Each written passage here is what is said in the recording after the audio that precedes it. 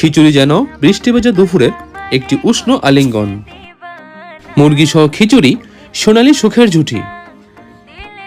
ভর্তা মানে মায়ের স্বাদ। ডিম ভাজা খিচুড়ির বন্ধু।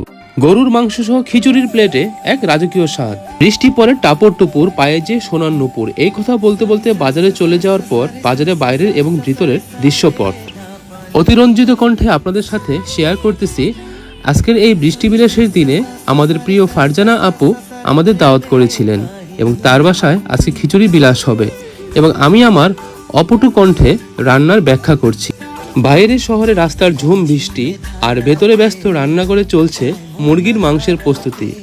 গরম তেলে পেঁয়াজের সোনালি রং, মশলার গ্রানে যেন ভরে উঠছে পুরো ঘর।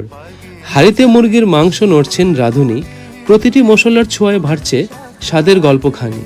জানালার কাছে বৃষ্টির টুপটাপ শব্দ আর চুলার আগুনে ফুটছে জলের উষ্ণ আবহ। শহরের কোলাহল বাইরে থেমে না থাকলেও এই রান্না করে যেন তৈরি হচ্ছে এক টুকরো শান্তি। খিচুড়ির সাথে পরিবেশন হবে এই মুরগির মাংস আর বৃষ্টি ভেজা দুপুরটা হয়ে উঠবে স্মরণীয় এক আয়োজন। এই পরিবেশনটাই যেন এক লোভের এই অতৃপ্ত ক্ষুধা। বাইরে বৃষ্টির টুপটাপ সুর, বেজা শহর যেন মুগ্ধ। এরই সময় কেউ পা বাঁধতে ব্যস্ত, কেউ বা খেলনা নিয়ে ব্যস্ত। মরিচ, পেঁয়াজ, রসুন এই তিন মশলাতে লুকিয়ে থাকে স্বাদের জাদু।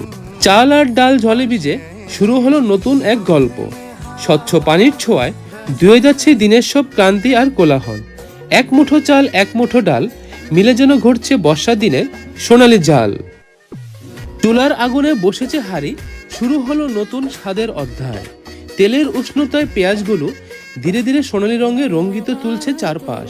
এক এক করে মশলারাও যোগ দিল এই আয়োজনে। গ্রানে যেন রান্নাঘর বসে উঠল বর্ষার দিনের আমন্ত্রণে। কাঠের খুন্তিতে ছোঁয়ায় মশলা আর পেঁয়াজ মিশে যেন আপন মনে। মনে হচ্ছে স্বাদগুলো যেন নিজেদেরই পরিচয় দিচ্ছে গোপনে। এরপর ঢেলে দেওয়া হলো চাল ডাল শালের সেই মেলবন্ধন। প্রতিটি নাড়াই যেন তৈরি হচ্ছে নতুন এক স্বাদের বন্ধন।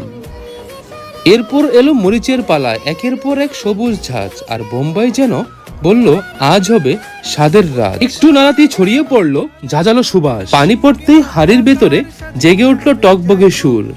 বাইরে বৃষ্টির সাথে মিলেমিশে তৈরি হলো অন্যরকম নূর। পানি আর মরিচের মিলনে হাড়ির ভেতর শুরু হলো এক ধীর যাত্রা। খুন্তিতে প্রতিটি ছোঁয়ায় যেন স্বাদের পথ হলো আরো মাত্রা।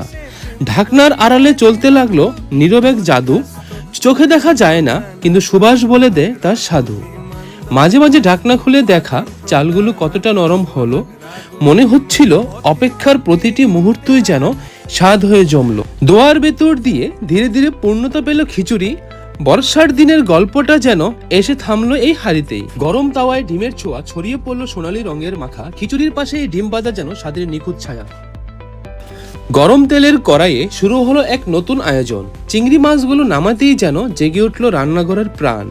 টুকটাক শব্দে ভাজা হচ্ছে প্রতিটি চিংড়ি, সোনালী রঙে রাঙিয়ে নিচ্ছে নিজেদের ছোট্ট পৃথিবী। তেলের গ্রান আর চিংড়ির সুবাস মিলে চারপাশে সরিয়ে দিচ্ছে ক্ষুধা বাড়ানো এক আহ্বান। ধীরে ধীরে সোনালী হয়ে উঠছে প্রতিটি টুকরো। গরম তেলে মরিচ পড়তেই উঠলো জাজের মিষ্টি হুঙ্কার। ছোট্ট এই তেল ভাজাই যেন খিচুড়ির গোপন তারকা। কড়াইয়ের গরমে টমেটোগুলো ধীরে ধীরে নরম হয়ে আসে। লাল রঙের মাঝে যেন লুকিয়ে থাকে নতুন স্বাদের ভাষা। হালকা ভাজায় বেরিয়ে আসে টমেটো মিষ্টি সুবাস। ভর্তা বানানোটা যেন শুধু রান্না নয়, এক টুকরা শিল্প। ভাজা টমেটো, নরম মরিচ আর পেঁয়াজ একসাথে মিলেছে আপন ছন্দে। হাতের স্পর্শে ধীরে ধীরে মিশে যাচ্ছে প্রতিটি উপকরণ। রং বদলাচ্ছে, গন্ধ বদলাচ্ছে, তৈরি হচ্ছে নতুন এক স্বাদের বন্ধন।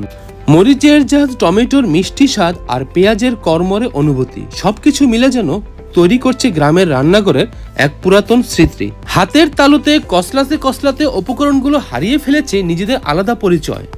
সরিষা তেল যোগ হতেই মুহূর্তেই চারপাশ ভরে উঠল সেই চেনা বাঙালি সুবাসে। খিচুড়ির পাশে এক চামচ এই ভর্তা মানে অন্যরকম তৃপ্তি। সাধারণ কিছু উপকরণ মিলে যে অসাধারণ হতে পারে, এই ভর্তাই তার প্রমাণ। ভাজা চিংড়িগুলো রাখা হলো এক বাটিতে, তারপর পেঁয়াজের সঙ্গে শুরু হলো হাতের জাদু।